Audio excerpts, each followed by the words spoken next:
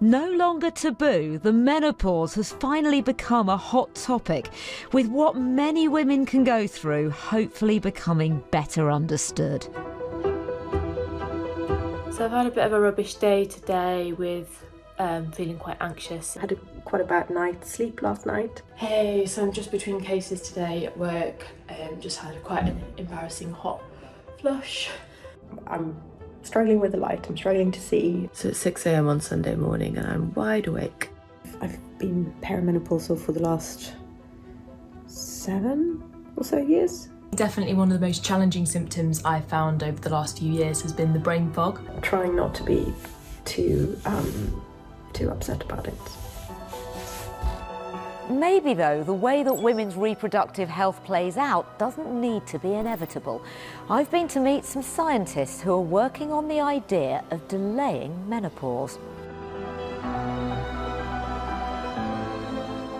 At the Buck Institute for Aging in California, neuroscientist Jennifer Garrison studies the connection between the brain and the ovaries.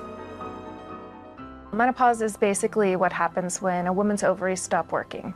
Essentially, it leads to a whole host of really dramatic health consequences. So ovaries are producing not just eggs for making babies, but also a whole host of really important hormones that are absolutely essential for overall health. When those beneficial hormones go away, what happens is a woman's risk of osteoporosis, heart disease, stroke, cognitive decline, all sorts of things, arthritis, depression, all of those risks go way up. If we don't address age at menopause or reproductive span in women, then essentially we're going to be making gender inequality worse and not better. And that's because, female humans born today can expect to live on average about 100 years. And so what that means in practice is that soon women are going to be living more of their lives after menopause than before. Well, I can see the problem, but can menopause be delayed? We hope so. There are very few animal species that actually go through menopause. So what that means to me as a scientist is that it's probably not a biological imperative. There's no benefit to it that I can see.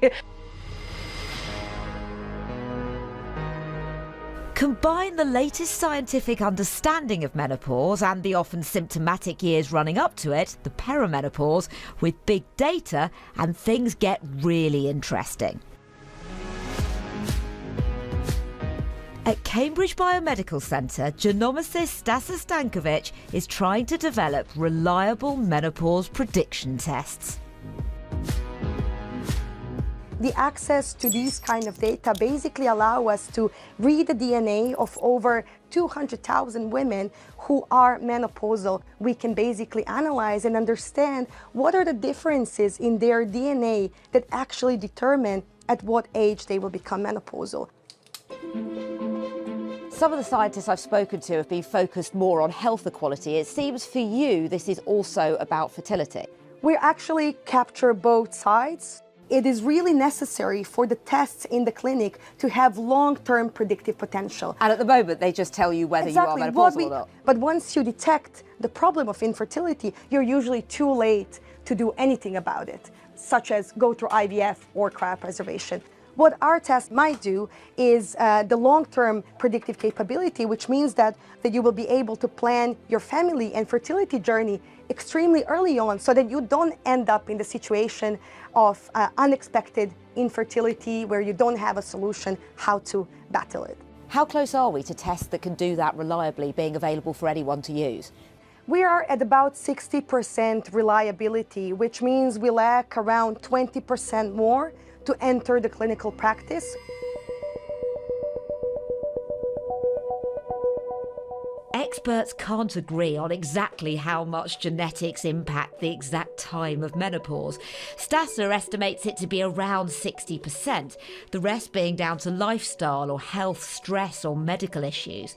But particularly for those who do face it early, these tests could give some clarity.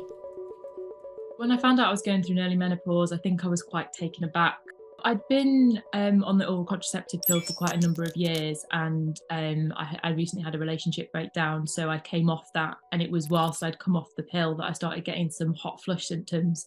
And I hadn't really thought much of it at the time, but after it was happening every day, I went to the doctor to get some blood tests, and everything kind of started to unravel slowly from there, really. And it wasn't until I went through several diagnostic tests that I actually found that it was too late and I'd gone through the menopause, and I wasn't then able to have children, and I was infertile. So that was quite a lot to take on at the age of 31.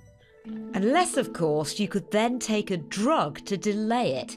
The imperative for someone like Siobhan may be greater, but research into developing therapeutics to do so is aimed at all women. Back in Cambridge, scientists are replicating in mice the signs that have been identified in human DNA. So to test the genes that we find in humans, we have to work with lab scientists. So you can see here Jerry working on some mouse cells, validating our targets that we discovered in humans. Okay. So what we can do with this is first find out what the reason is, or what the function of that protein is, so that then we can hopefully try to target that as a drug therapy. So far what we've done very well is categorize the kinds of variations that you find in large data into different groups. We know that some affect how many eggs that a woman is born with, and we know that some affect the survival of the eggs into adult life. And so that's already a big step forward in trying to understand mechanistically the different causes of infertility. There are already startups working in this space. New York-based Aviva Therapeutics is currently trialling its menopause delay drug in animals. This being an engineered form of the anti-Mullerian hormone, which plays a crucial role in regulating reproductive potential. What Aviva is developing is a therapeutic that essentially can be used to extend the ovarian reserve, or the number of eggs that we have at any given point in time, and using this as a means to extend ovarian function. Now, what's interesting about this is mechanistically, this is something you could take at any given point in your life, and it would essentially be working as an anti-aging contraceptive. And this therapeutic is something that you could start taking once you're in your 40s, whether you're finished having your family or perhaps you don't want children. It would be easily used at a later date closer to when you might enter menopause as a means to really stave that off. Health risks vary pre- and post-menopause.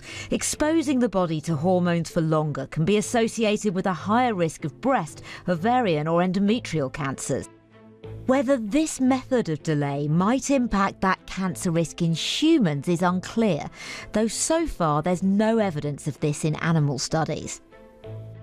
The likelihood of toxicity is quite low, but there's a lot that we need to better understand about the consequences of having that as a therapeutic, but then also extending the function of the ovaries for longer. So I think ideally we'd be able to take this therapeutic for a number of years, essentially for as long as we would want to forestall menopause. But have there been moody mice? The question of whether mood will be impacted is an interesting one. And I think we know that this is acting very early in the cycle to basically pause the eggs and follicles from entering that maturation pathway. And in doing so, you're actually creating a light suppression on the cycle of estrogen in particular. Progesterone, I don't think we've seen any direct impact on, but I think the critical thing here is we just need more data. Whilst initial signs are promising, Daisy's questions over extending women's hormonal lives are echoed by other experts. Before moving into health tech, Dr. Stephanie Cuckoo was a gynaecologist, also researching women's cancers. What do you think of the concept of creating therapeutics to delay menopause?